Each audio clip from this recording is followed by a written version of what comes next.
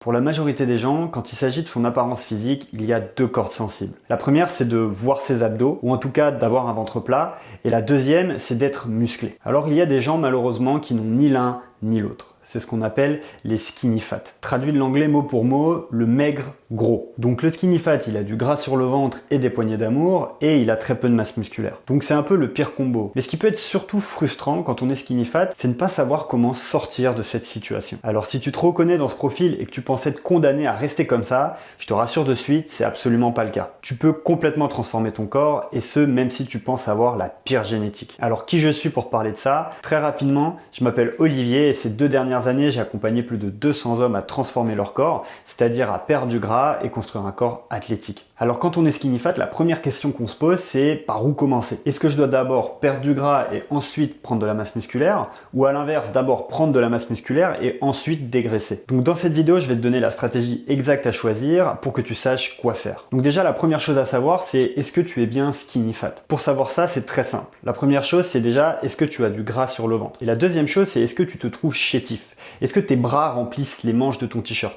Ou alors est-ce que tu as l'impression de ne pas avoir de force, tout simplement? Bien, si c'est le cas, t'es skinny fat. Donc maintenant, il s'agit de répondre à la question, est-ce que je fais une sèche ou une prise de masse? Alors pour répondre à cette question, j'aimerais t'en poser une autre. Pourquoi ne pas faire tout simplement les deux en même temps? Tu as peut-être entendu dire que ce n'est pas possible de prendre de la masse et de perdre du gras en même temps. Alors on va débunk ça immédiatement, c'est complètement faux. La science est de plus en plus documentée sur le sujet, et même n'importe quel coach avec un peu d'expérience te dira la même chose que moi, tu peux tout à fait perdre du gras et prendre du muscle en même temps. Le concept de sèche et de prise de masse dissociée, c'est quelque chose qui appartient plutôt à des pratiquants avancés de musculation. Même ça, il y a des études scientifiques de pratiquants avancés qui montrent que c'est possible de faire des gains en sèche. Alors ce n'est pas idéal, évidemment, à un certain niveau, c'est plus intéressant de faire une phase de prise de masse, mais comme tu l'auras compris, ça concerne vraiment les pratiquants de musculation avancés, donc au moins 2-3 ans de muscu. Ce qu'il faut bien comprendre, c'est que brûler du gras et faire du muscle, ce sont deux systèmes complètement différents pour le corps. Les cascades métaboliques sont pas du tout les mêmes. Et finalement, le gras, c'est simplement de l'énergie en réserve. Donc même si tu manges moins pour sécher,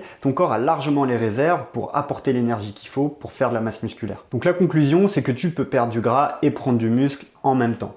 Et c'est ce qu'on appelle la recomposition corporelle. C'est notamment ce qu'a fait mon client Nabil, qui, comme tu peux le voir sur les photos, a perdu 5 kg de gras et pris 3 kg de muscle. Et ça me permet d'introduire un point très important, c'est que tu surestimes probablement la masse musculaire que tu dois prendre. Et comme tu peux le voir, déjà 3 kg de masse musculaire, ça fait une belle différence. Bien évidemment, derrière, si jamais tu atteins ton objectif de sèche, tu peux tout à fait aller chercher 5-10 kg de muscle en faisant une phase de prise de masse progressive, qu'on appellerait une phase de prise de masse lean, c'est-à-dire où tu prends vraiment la masse musculaire avec le moins de gras possible. Alors maintenant, pour atteindre ce résultat, il faut que tu suives 2 étapes. La première étape, c'est de créer un déficit calorique. Alors si tu ne sais pas ce que c'est un déficit calorique, c'est très simple. Tous les jours, ton corps il va avoir besoin d'une certaine quantité d'énergie pour fonctionner. Cette énergie, c'est ce qu'on appelle des calories. Donc si par exemple, sur une journée, ton corps a besoin de 2000 calories pour fonctionner, eh bien si tu veux créer un déficit calorique, ça veut dire qu'il faut manger moins de 2000 calories. Donc par exemple 1500 calories. Et donc en faisant ça, tu crées un déficit de 500 calories. C'est-à-dire que ces 500 calories-là, ton corps il va devoir aller les chercher dans sa masse graisseuse. Et c'est tout simplement comme ça qu'on perd du gras. Donc la première étape, c'est ça, c'est de créer un déficit calorique. Pas besoin de faire un énorme déficit calorique. Entre 2 et 500 calories par jour, ce qui représente environ 3500 calories par semaine,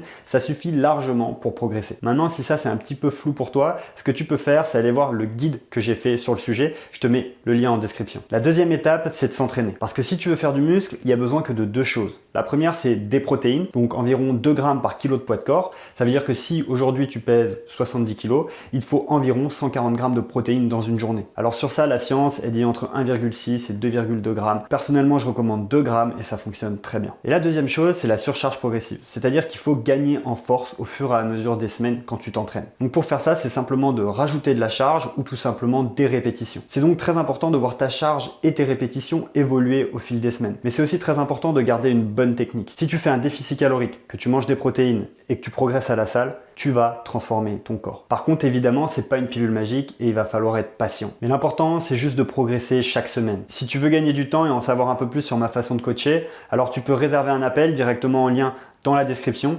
Ce sera avec moi, on prendra le temps de rentrer en détail dans ta situation et de mettre en place un plan précis. Je te dis à très vite. Ciao!